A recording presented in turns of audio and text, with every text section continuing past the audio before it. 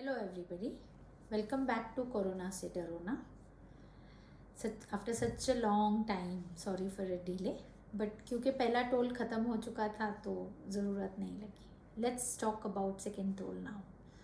So in this video we'll be talking on the second toll, how to be prevented, उसके symptoms क्या है, about some vaccination के बारे में कुछ जानकारी, and last but very important acupressure prevention, जो कि अक्यू संस्थान जो कि काफ़ी सारा रिसर्च के बाद बताया गया है, उनके कुछ रिसर्चेस हैं, उसके प्रिवेंशन और वैक्सीनेशन की वजह से जो एलर्जी या जो तकलीफ़ हो रही है उसके कुछ पॉइंट्स हम डिस्कस करेंगे. So let's start back with the second toll. ये कॉमनली देखा गया सब जितने भी कंट्रीज़ हैं, फर्स्ट टोल ख़त्म होने के बाद देयर वाज अ पीरियड जब केसेस काफ़ी कम हुए, ऑलमोस्ट निग्लिजिबल हुए, एंड और फिर सेकेंड टोल आया. This pattern was seen in almost all the countries like UK, US, Pakistan and Israel, Italy and every country. So similarly it was expected. हमने पहले video में भी ये डिस्कस किया था कि अगर सेकेंड टोल आया भी तो वो कम डेंजरस होगा बट मोर कंटेजियस होगा.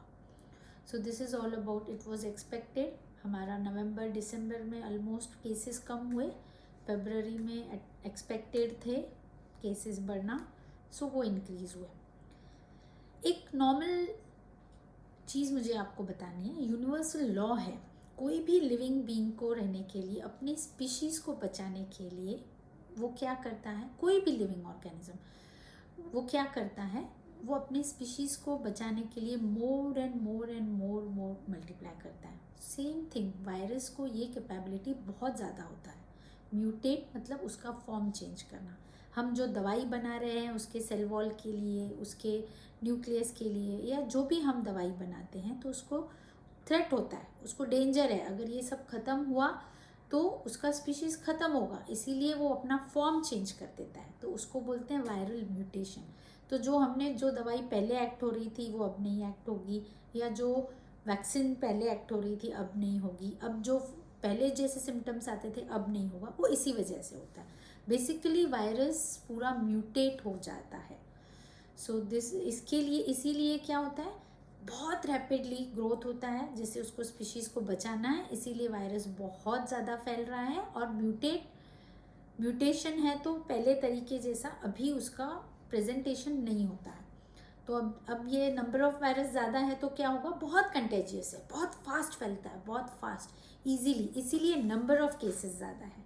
बट अब उसका जो विरुलेंस है, हम जो बोलते हैं, उसका जो डेंजरस थिंग है, जो उसकी वजह से डेथ टोल है वो कम हो चुका है, जो कि अब सिर्फ 0.8 to 0.9% है. हम बोलेंगे फिर इतने लोग क्यों जा रहे हैं, ये रिलेटिव वैल्यू है, कितने लोग अफेक्ट हुए, उसमें से कितने लोगों का डेथ हुआ, this is to be seen. हम खाली नंबर ऑफ डेथ नहीं देखने चाहिए, बिकॉज अफेक्टेड लोग भी तो ज़्यादा है. So this is how we calculate. So अब जो सेकेंड टोल है, जो सेकेंड फेज है, उसमें जो वायरस है वो काफ़ी फास्ट फैलेगा, पर उसको हम उससे डेथ प्रिवेंट कर सकते हैं. हम उसकी वजह से जो कॉम्प्लिकेशंस है काफ़ी सारे प्रिवेंट कर सकते हैं. So let's talk now about the second thing, prevention हम तब बोल सकते हैं, पहले वो कैसे आता है, हम इस वायरस का प्रेजेंटेशन कैसा है, हम वहाँ पे अगर ये करते हैं तो हम काफ़ी सारी चीज़ें प्रिवेंट कर सकते हैं. जैसे फॉर एग्ज़ाम्पल पहले जो आता था, बहुत लो ग्रेड फीवर आता था, या फिर काफ़ी दिन के बाद चौथे पाँचवें दिन निमोनिया आता था, या फिर उसमें बॉडी एक होता था. पर अब जो प्रेजेंटेशन है उसमें सीवियर बॉडी एक, हेड एक, या हाई ग्रेड फीवर या निमोनिया बहुत जल्दी आ रहा है. सो अगर हमको, या गले में खराश या सर्दी या खांसी, तो अगर हमको कोई भी चीज़, ये कोई भी एक भी सिम्टम दिखता है तो हम टेस्ट के पीछे ना भाग के हम उसके प्रिवेंशन के तौर पे अगर होम क्वारंटाइन करते हैं तो हम कई लोगों को बहुत पहले बीमारी के बढ़ने से पहले ही ठीक कर सकते हैं। For example I tell you, हम RT-PCR टेस्ट क्यों करते हैं? This is a swab test. अब हम मुझे सिम्टम है, हम 2 दिन दवाई लेके देखें, फिर हम देखेंगे, फिर वो बढ़ जाता है। RT-PCR टेस्ट जो होता है वायरस है, तो अब जो वायरस म्यूटेटेड है तो पहले जैसा रहा नहीं। पहले भी उसका एक्यूरेसी 65% था, अब तो वो और म्यूटेटेड है, अब अलग अलग फॉर्म में आ रहा है, तो काफ़ी लोगों का टेस्ट नेगेटिव आता है। फिर RT-PCR का रिपोर्ट 3 दिन के बाद आएगा, तब तक हमारे सिम्टम्स बढ़ चुके होते हैं, तब तक देर हो चुकी है, फिर हमें हॉस्पिटल में भागना पड़ता है। तो यू अंडरस्टैंड, एक सीनियर फिजिशियन ने इसको बहुत अच्छी तरह से एक्सप्लेन किया है। उनका क्या कहना है, सपोज घर में एक चोर आया, चोर ने आग लगाई। अच्छा, वो चोर आग लगा के भाग गया, और हम क्या कर रहे हैं, हम वो चोर के पीछे भाग रहे हैं और घर में आग लग चुकी है। अब वो चोर चला गया, आग लग चुकी है, हमको संभालना है घर को, कि हमारे घर में मतलब हमको कुछ सिम्टम नहीं है, हमको कुछ डेंजर नहीं है। तो RT-PCR 3 दिन के बाद आने तक पूरी आग लग चुकी होती है। तो इसी वजह से हम उस टेस्ट पे ना जाके हम पहले ही क्वारंटाइन हो जाएं। तो unless and until it is proved कि ये कोरोना नहीं है, इस पेंडेमिक में ये कोरोना है, एट द मोस्ट क्या खाली हमको क्वारंटाइन होना पड़ेगा, और तो कुछ नहीं ना। और कुछ ब्लड टेस्ट से जैसे CBC, ESR, CRP और D डाइमर से पता चलता है बहुत जल्दी कि ये पेशेंट को कुछ तकलीफ हो सकती है क्या। अब पहले जो टेस्ट थे उसमें हमने D डाइमर ऐड किया है, बिकॉज आजकल जो यंग जनरेशन है उनको भी अफेक्ट हो रहा है और ज़्यादातर क्लॉट बन रहा है। तो D डाइमर अगर हाई है तो क्लॉट बनने का कितना चांस है वो पता चलता है। तो आप बहुत पहले ही उसकी वजह से मेडिकेशंस उस हिसाब से देके प्रिवेंट कर सकते हैं। और दूसरी जो चीज़ है वो CRP मतलब कहाँ ना कहाँ हमारी बॉडी में आग लगी है। CRP ज़्यादा है, वो पहले चौथे दिन पे बढ़ता था, तीसरे दिन बढ़ता था या चौथे दिन। अब जो है CRP वो ज़्यादातर दूसरे दिन ही बढ़ जाता है। और लेकिन ये देखा गया है CRP बढ़ा है पर लंग्स अफेक्ट नहीं है, निमोनिया नहीं है। तो CRP है तो हमने एक स्कैन करा दिया, निमोनिया नहीं है तो डरने की कोई बात नहीं। हो सकता है बॉडी में कहाँ ना कहाँ कुछ ना कुछ छोटा सा चलता रहा होगा, तो उसी की वजह से फीवर आएगा, या थोड़ा बॉडी एक होगा, या थोड़ा हेडेक होगा, या थोड़ी खांसी रहेगी। तो नो नीड ऑफ वरी जब तक हमारा निमोनिया नहीं है। अच्छा, निमोनिया सबसे पहले स्कैन से भी पहले हम डायग्नोस कर सकते हैं। तो इस ऑक्सीमीटर से जो हमने पिछली बार बताया, ये सबसे पहली चीज़ है हमारे घर में जो हमको बताती है बिफोर ब्लड टेस्ट ऑल्सो। हमको राइट साइड उंगली में यहाँ पे ये ऐसे 1 मिनट के लिए रखना है और चेक करना है। आफ्टर 1 मिनट जो रीडिंग आता है वो हमें देखनी है। आफ्टर 1 मिनट के बाद जब रीडिंग कांस्टेंट हो जाती है तब देखनी है। फिर हमें 6 मिनट्स वॉक करना है। 6 मिनट्स वॉक करने के बाद फिर से हमको इसी उंगली में, देखिए इसी उंगली में लगा के फिर से चेक करना है। अब अगर पहली रीडिंग और दूसरी रीडिंग में 5% से ज़्यादा डिफरेंस है, इसका मतलब हमारा लंग इन्वॉल्वमेंट पक्का है।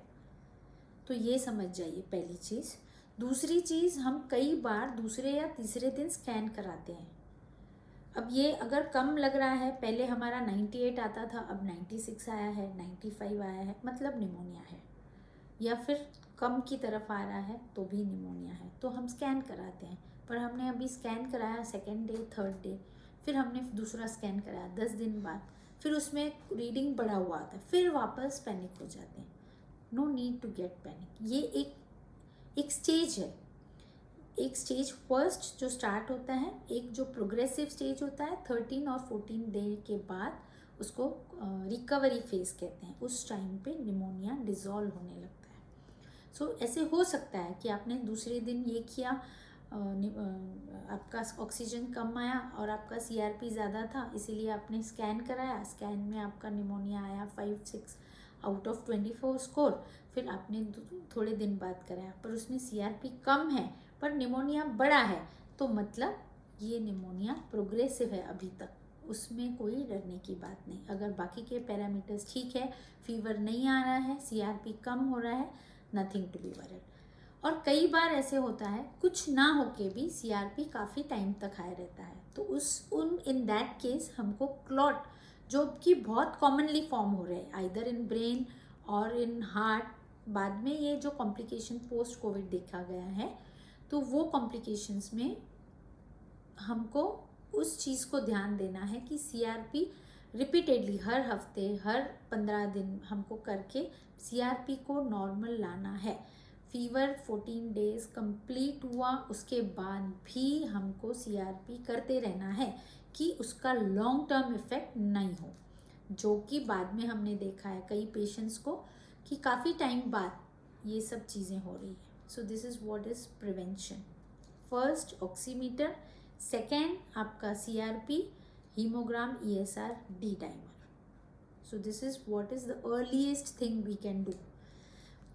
ऑक्सीजन 90 से कम होने के बाद हमें ऑक्सीजन की ज़रूरत पड़ती है। हम उस स्टेज तक आए ही नहीं, ये पहले 5 या 6 दिन में ही हम अगर इसको यहीं स्टॉप करते हैं with medication it is 100% curable. When this stage crosses, फिर हमारा हॉस्पिटलाइजेशन होता है। तो अब क्या हो रहा है, हॉस्पिटल में जगह नहीं है, ये बेड चाहिए, वो बेड चाहिए। दिस इज़ वाई, बिकॉज या तो हम अननेसेसरी एडमिशन्स कर रहे हैं, पेशेंट्स अर्ली डायग्नोसिस नहीं कर रहे हैं, लेट जा रहे हैं, या फिर अर्ली डायग्नोसिस हुआ तो वो डर की वजह से अननेसेसरी एडमिशन्स कर रहे हैं। तो इस वजह से जिस बंदे को सच में ज़रूरत है उसको बेड नहीं मिल रहा है। This is very bad, this is not to be a worried stage. If suppose हम 90-91 तक भी ऑक्सीजन घर पे करके अर्ली डायग्नोसिस करके अर्ली मेडिकेशन से आपके डॉक्टर से कंसल्ट करके you can prevent certainly for sure. So this is all about the prevention. Now will discuss about vaccinations और एवरीथिंग। वैक्सीनेशन कोई ले रहा है, कोई डर रहा है, सो मैनी ये न्यू है, उसके बहुत सारे लॉन्ग टर्म इफ़ेक्ट्स नहीं देखे गए हैं। What I am going to talk about you, अगर आप वैक्सीन ले रहे हैं तो you should check your CRP। अगर आपका CRP 2 से नीचे है तो आप वैक्सीन लीजिए, number 1। Number 2, if you are in a high risk, suppose high risk in the sense जो लोग एल्डरली पीपल हैं, जिनको डायबिटीज़ है, जिनको हार्ट प्रॉब्लम है, उन लोगों ने पहले ही D-dimer कराना है, या फिर जिनको क्लॉट फॉर्म होने की चांसेस है, इन पास्ट ऐसे हिस्ट्री है, उन लोगों ने पहले ही अपने डॉक्टर को कंसल्ट करके टैबलेट इकोस्प्रिन 75 मिलीग्राम 15 डेज़ के लिए लेनी है, जो बिफोर वैक्सीनेशन 3-4 दिन पहले चालू होनी चाहिए, at least 3 days before. This is about, क्योंकि क्लॉट जो फॉर्म होता है वो 4 to 15 डे पे होता है, और जो फर्स्ट 3 days जो एलर्जिक रिएक्शन अगर आना होता है तो फर्स्ट 3 days ही आता है। तो अगर हम CRP कराते हैं मतलब हमारे यहाँ हमारी बॉडी काफ़ी नॉर्मल है, तो वो एलर्जी आने की चांसेस कम है, और जो क्लॉट फॉर्म होगा 4 to 15 डे, उस टाइम में हमने एज अ प्रिवेंशन इकोस्प्रिन लिया तो हम काफ़ी चीज़ों से बच सकते हैं। जैसे हमने बहुत सारे पेशेंट्स को देखा, किन लोगों को हार्ट का तकलीफ हुआ या जो भी बिकॉज ऑफ क्लॉट या ब्रेन का। So this is what is this duration is very important. Immediate reaction या first allergic reaction in first 3 days, from 4th to 15th day is the late reaction, which is nothing but the clot formation. We can prevent this too. So this is about what is the second role. This is about the prevention of the second role. This is about all vaccinations. Now let's go to very important part, acupressure. Now I'll be telling you few points which are really research किया है acupressure संस्थान ने. They are very effective points. So we can, as a preventive हम वो points लगा सकते हैं. So first thing is I'll just show you the points. I'll be adding the color. First point जो है ये यहाँ है, जो हमारा ये जोड़ है, ये 2 जोड़ हैं. ये जो पहला जॉइंट है, जो जॉइंट है उसके जस्ट ऊपर और नेल के बीच में एक पॉइंट आता है. यहाँ पे मैं ब्लैक कर रही हूँ, कलर्स फिर मैं बाद में बताऊँगी दूसरे भी. सो यहाँ पे आपको एक पॉइंट है. सेकेंड पॉइंट है, ये सेकेंड जोड़ पे है, ये जो है नेल और जॉइंट के बीच में, ये इस जोड़ के एंड में है, बिल्कुल इसी एंड में। थर्ड पॉइंट है जो थंब जब हम फोल्ड करते हैं तो यहाँ, so these are the 3 points. अगर हम यहाँ पे मटर लगाते हैं तो बहुत जल्दी we can prevent all the time. रात को आप मटर लगाइए, दोपहर में इसको कलर लगाइए। इसको ब्लैक कलर लगाना है फर्स्ट पॉइंट को, इस पॉइंट को येलो कलर लगाना है, इस पॉइंट को रेड कलर लगाना है, जैसे पिक्चर में दिखाया गया है। So this is what is prevention, और इसका सच में बहुत ज़्यादा इफ़ेक्ट है। और अगर सपोज़ कोरोना हुआ है और हमको इसको जल्दी से जल्दी इसमें से ठीक होना है, तो ये 3 पॉइंट के अलावा हमारे 2 पॉइंट्स हैं जो दोनों ये थंब के दोनों नेल और जॉइंट के बीच में ये 2 पॉइंट्स भी है। ये सब पॉइंट्स पे मटर लगाइएगा और ब्लैक कलर कीजिएगा, ठीक है। यहाँ पे सब जगह ब्लैक कलर, ये पॉइंट पे रेड कलर करना है, ठीक है। सो अगर हम प्रिवेंशन के हिसाब से कर रहे हैं तो ये रेड, ये येलो, ये ब्लैक, और अगर हम कोरोना से सफ़र कर रहे हैं तो ये रेड, बाकी ये ब्लैक और ये 2 पॉइंट्स एक्स्ट्रा ब्लैक। और रात को आप इस पे मटर लगाइए, मैं आपको सच बोल रही हूँ, इसका ट्रिमेंडस इफ़ेक्ट है। Second, about vaccination. अगर हम वैक्सीनेशन के लिए जा रहे हैं, हम 2 दिन पहले ही इसका ट्रीटमेंट करेंगे, तो उससे भी आपको बहुत आप एलर्जी नहीं होगी। ऐसे भी पॉइंट्स हैं। तो ये पॉइंट्स कैसे हैं, ये इस उंगली पे है, बीच वाली उंगली पे है, मिडिल फिंगर पे है, दोनों मिडिल फिंगर पे आपको लगाना है।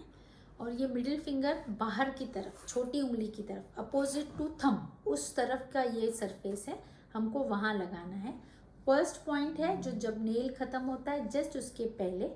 सेकेंड पॉइंट है इस जॉइंट के ऊपर एक, इस जॉइंट के नीचे एक, और जो थर्ड पॉइंट है इस जॉइंट के नीचे एक, समझे आप। और जो फोर्थ है, fourth and fifth and sixth, इस जॉइंट के ऊपर और नीचे। Very easy. इस जॉइंट के ऊपर और नीचे, इस जॉइंट के ऊपर और नीचे, इस जॉइंट के खाली नीचे, और जो उसके ऊपर है वो नेल बेड की तरफ। इफ़ यहाँ पे भी आप खाली ब्लैक कलर करते हैं दिन भर में और रात को मटर लगाते हैं, तो आप 2 दिन या 3 दिन में वैक्सीनेशंस के लिए जाते हैं तो आपको रिएक्शन नहीं होता है, एलर्जी नहीं होता है। This is for allergy. अच्छा, और एक बहुत कॉमन चीज़ है जो very common after corona, after pneumonia, fibrosis हो रहा है या लंग्स का रिकवरी फास्ट नहीं हो रहा है, पेशेंट बहुत जल्दी थक जाता है, ऑक्सीजन जल्दी से ठीक नॉर्मल नहीं आ रहा है, ऑक्सीजन कम की तरफ रह रहा है, या जो अस्थमेटिक पेशेंट्स हैं जिनको जल्दी रिकवरी नहीं है, तो एज अ प्रिवेंशन भी दे सकते हैं और आप आफ्टर कोरोना भी दे सकते हैं। तो ये जो एरिया है, ये पूरी एरिया, यहाँ पे हमको सीड्स लगाने हैं। जो सीड्स आते हैं उसको सिंगारे के सीड्स, जो बकवीट सीड्स बोले जाते हैं, बड़ी स्टिकिंग लीजिए, उस पर सब सीड्स उस पर स्प्रेड करके आपको यहाँ पे इस एरिया में लगाने हैं। इससे रिकवरी बहुत फास्ट होता है। निमोनिया जो मेडिसिन से जल्दी नहीं रिजॉल्व होता है, हमने देखा है काफ़ी फास्ट रिजॉल्व होता है। और आप अगर हमेशा भी इस पॉइंट्स को दबाते रहेंगे तो आपका ऑक्सीजन अच्छा रहेगा और आपके लंग्स मजबूत होंगे एक्यूप्रेशर के। और ये जो सीड्स हैं आपको चेंज करने हैं, आज रात को लगाए हैं, कल सुबह अपने फेंक देने हैं, फिर दूसरे यूज़ करने हैं, चेंज करने हैं, वापस वही यूज़ नहीं करने। तो मैं बकवीट सीड्स का भी फ़ोटो यहाँ पे अटैच कर रही हूँ। तो यहाँ पे इस एरिया में आप बकवीट सीड्स लगाते हैं तो रिकवरी फास्ट होता है। या निमोनिया के बाद जो कॉम्प्लिकेशंस कॉमनली मैंने सबसे ज़्यादा यही पेशेंट्स देखे हैं जिनको निमोनिया के बाद ऑक्सीजन नहीं बढ़ रहा है, फाइब्रोसिस हुआ है, वो फास्ट बढ़ते हैं। So you can prevent, you can treat, of course doctor से डॉक्टर के अंडर रहिए, मैं ऐसे नहीं बोलूँगी घर पे, पर इसके साथ आपका रिकवरी फास्ट होगा एंड आफ्टर रिकवरी हम काफ़ी सारे कॉम्प्लिकेशंस को भी ठीक कर सकते हैं। So let's fight this pandemic with knowledge again, not with the fear. When God is near, why to fear? So it's very important. आपका confidence level, आपका attitude disease पे बहुत matter करता है. So let's fight with the